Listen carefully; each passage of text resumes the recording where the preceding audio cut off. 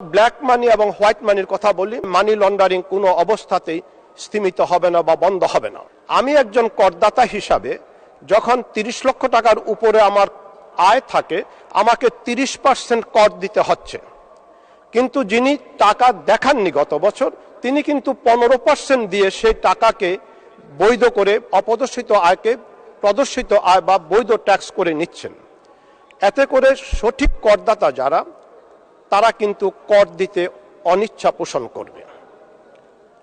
আমরা black money এবং white মানির কথা বলি, কখনো কেউ গ্রে মানি অর্থাৎ ইনফর্মাল ইকোনমি যেটা আছে, হুইচ ইজ নাইদার ট্যাক্সড নর মনিটরড, অ্যান্ড সেই ইনফর্মাল ইকোনমি অর্থাৎ গ্রে ইকোনমি যেটাকে কোনো অবস্থাতেই নিয়ন্ত্রণ করা যায় না, সেই ব্যাপারে আমাদের মাননীয় অর্থমন্ত্রী আমাদের বাজেট বক্তৃতায় কিছুই বলেননি।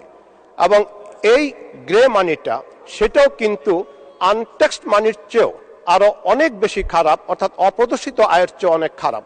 সেটাকে যদি সংকুচন করা না যায়, তাহলে মানি লন্ডারিং কোনো অবস্থাতেই স্থিমিত হবে না বা বন্ধ হবে না। আমি মাননীয় স্বাস্থ্যমন্ত্রী এবং স্বাস্থ্য প্রতিমন্ত্রী মহোদয় এখানে উপস্থিত আছেন, ওনাদেরকে আমি ধন্যবাদ জানাচ্ছি। মাননীয় স্বাস্থ্যমন্ত্রী আচমকা অনেক হাসপাতালও ভিজিট করছেন, কিন্তু এই জায়গাতে আমার মনে হয় এই মুহূর্তে আমাদের যথেষ্ট স্পেশালিস্ট ডাক্তার তৈরি হয়েছে, যেটা আমি বঙ্গবন্ধু শেখ মুজিব মেডিকেল বিশ্ববিদ্যালয়ে আপনি যখন আমাকে সিন্ডিকেটের একজন অন্যতম সদস্য হিসাবে সাহায্য করতেন, আমি চেয়েছিলাম সেটাকে নন প্র্যাকটিসিং করতে।